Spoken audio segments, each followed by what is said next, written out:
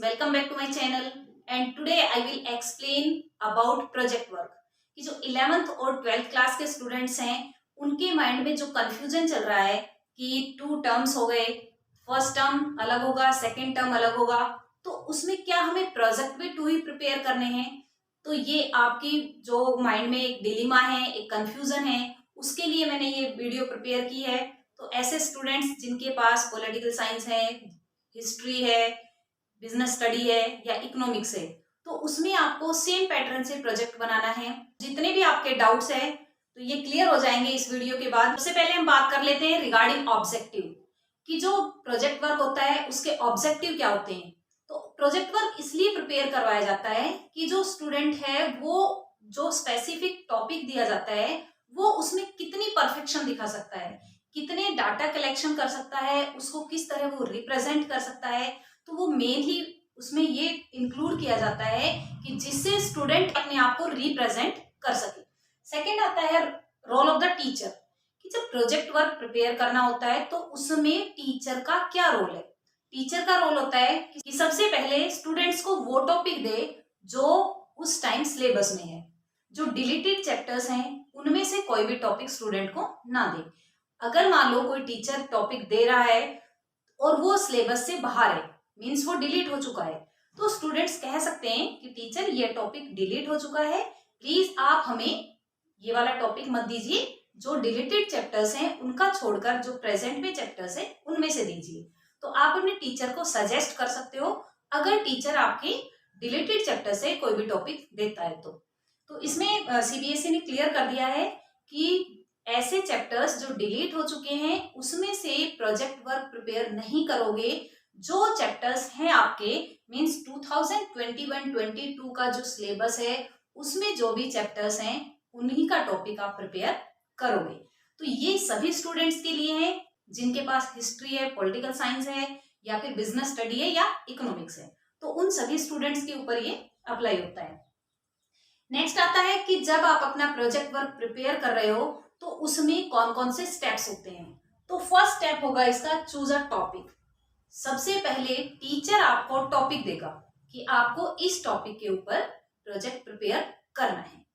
Next आता है collection of the data. आपको टीचर ने टॉपिक दे दिया है, वो डिफरेंट स्टूडेंट्स को डिफरेंट भी दे सकते हैं या फिर ग्रुप वाइज भी दे सकते हैं। उसके बाद डाटा की कलेक्शन करोगे, अब उन डाटा को ऑर्गेनाइज करोगे, देन आफ्टर उनको प्रेजेंट करोगे, फिर उनको एनालाइज करोगे, देन उससे जो भी आपने रिलेवेंट डाटा कलेक्ट किए उनका कंक्लूजन करोगे, then presentation of the project work कि आपने जो प्रोजेक्ट वर्क तैयार किया उसकी प्रेजेंटेशन। तो ये आपका क्या हो गया, steps of the project work. ये पॉइंट्स हैं कि जो आपको ध्यान में रखने हैं ड्यूरिंग प्रोजेक्ट टाइम, यानी कि जब आप अपना प्रोजेक्ट बनाओगे उस टाइम आपको ये वाले टॉपिक सारे ध्यान रखने हैं। कौन कौन से, choose a topic, then after collection of the data, then organization of data, then present data या आप डाटा को मटेरियल भी बोल सकते हो यहाँ, analysing the materials and draw the relevant conclusion, then after presentation of the project work. अब आपको प्रोजेक्ट वर्क कैसे तैयार करना है, आप वो फाइल के वे में भी कर सकते हो, किसी भी पावर पॉइंट प्रेजेंटेशन में भी कर सकते हो, स्किट में, एल्बम में। तो ये किसी भी तरीके से आप अपने प्रोजेक्ट वर्क को तैयार कर सकते हो। जरूरी नहीं है कि आप फाइल ही प्रिपेयर करो, जरूरी नहीं है पावर पॉइंट प्रेजेंटेशन या स्किट या एल्बम इसी तरह से करो, आप इनमें से कोई भी चूज कर सकते हो। अब आता है रिगार्डिंग टर्म वाइज कि आप टर्म वाइज कैसे प्रोजेक्ट करोगे। आपको अभी से अपना प्रोजेक्ट प्रिपेयर करना स्टार्ट कर देना है।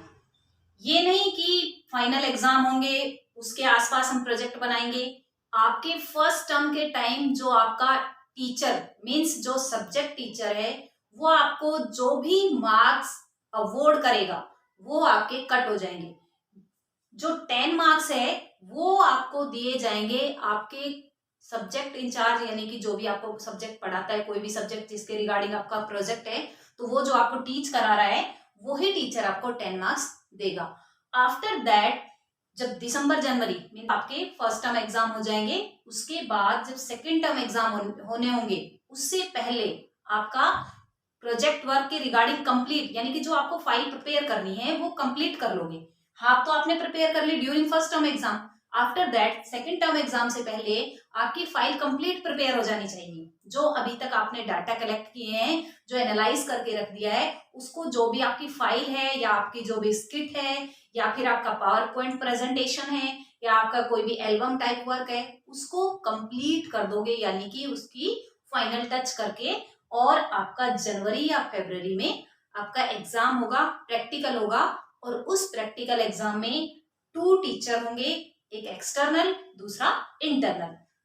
जो एक्सटर्नल टीचर होगा वो सीबीएसई जिस भी टीचर को भेजती है, अनदर स्कूल से जिस भी टीचर को भेजेगी, वो आपका हो जाएगा एक्सटर्नल एग्जामिनर। आफ्टर दैट जो आपका इंटरनल, जो आपका सब्जेक्ट टीचर होगा, दोनों वाइवा लेंगे। लेकिन यहाँ पर ये ध्यान रखना है कि वाइवा आपका होगा जो आपने टॉपिक प्रिपेयर किया है।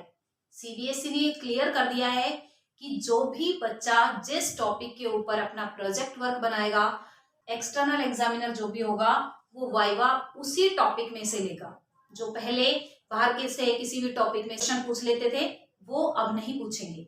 जो आपका टॉपिक होगा, किसी भी टॉपिक से रिलेटेड आपने अपना वर्क किया है, प्रोजेक्ट वर्क तैयार किया है, उसी से रिगार्डिंग आपसे क्वेश्चन किए जाएंगे।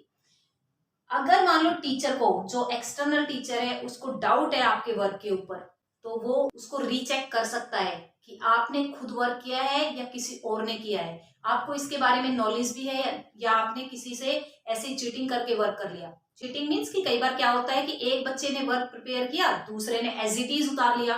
तो उससे क्या होता है, जिस बच्चे ने दूसरे के वर्क को देख के किया है, उसको उसके बारे में नॉलेज नहीं होती है।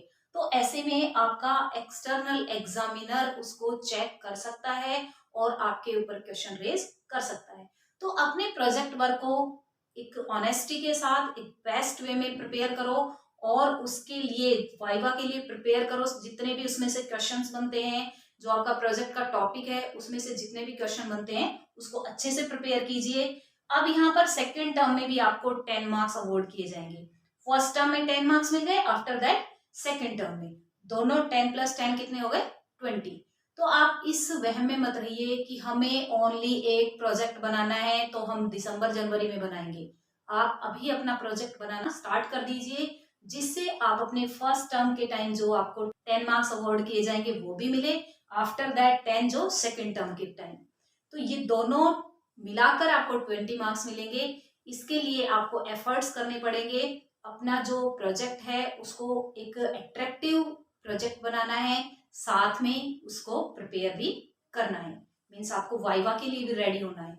आपको जो भी अपना प्रोजेक्ट वर्क करना है वो नीट एंड क्लीन कीजिए, अपने आप कीजिए, दूसरों से हेल्प लीजिए, बट चीटिंग मत कीजिए। ऐसा नहीं कि आप एज इट इज किसी की कॉपी कर रहे हो, आपको उसके रिगार्डिंग कोई नॉलेज ही नहीं है। अगर आप खुद किसी भी काम को करोगे, उसमें आप हेल्प ले सकते हो कि जब आप बिब्लियोग्राफी लिखोगे तो आप उसमें सोर्सेज भी लिखोगे कि हमने किस बुक से हेल्प ली, इंटरनेट से ली, क्लास टीचर से ली, सब्जेक्ट टीचर से ली, प्रिंसिपल मैम से ली। तो आप उसमें बिब्लियोग्राफी में आप उसको लिखते हो। तो आप ऐसी हेल्प लीजिए कि जिसमें दूसरों की हेल्प लेके खुद वर्क करना, चीटिंग नहीं करनी, एज इट इज कॉपी नहीं करनी, कि जिससे आपकी नॉलेज नहीं बढ़े। अगर आप ऐसा करते हो तो आपके मार्क्स को डिडक्ट कर दिया जाएगा और आप जो 20 मार्क्स इजीली ले सकते हो उसमें प्रॉब्लम क्रिएट हो जाएगी। आपको 20 मार्क्स के लिए अभी से एफर्ट करना स्टार्ट कर देना है।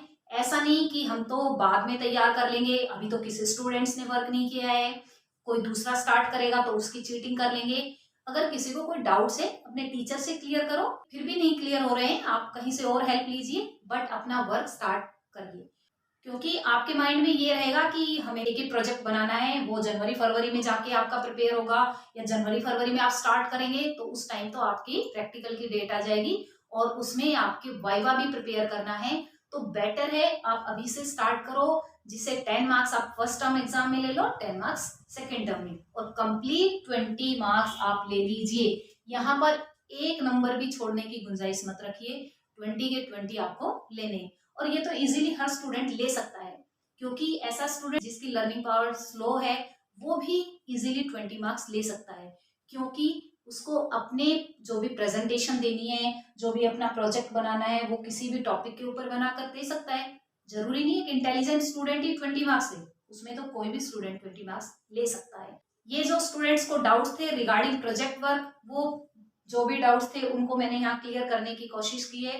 फिर भी अगर आपको कहीं और डाउट लग रहा है तो आप कमेंट सेक्शन में लिख सकते हो, तो उसके लिए आपको और भी कोई हेल्प होगी वो दी जाएगी। मिलते हैं नेक्स्ट वीडियो में, तब तक के लिए ओके बाय, टेक केयर।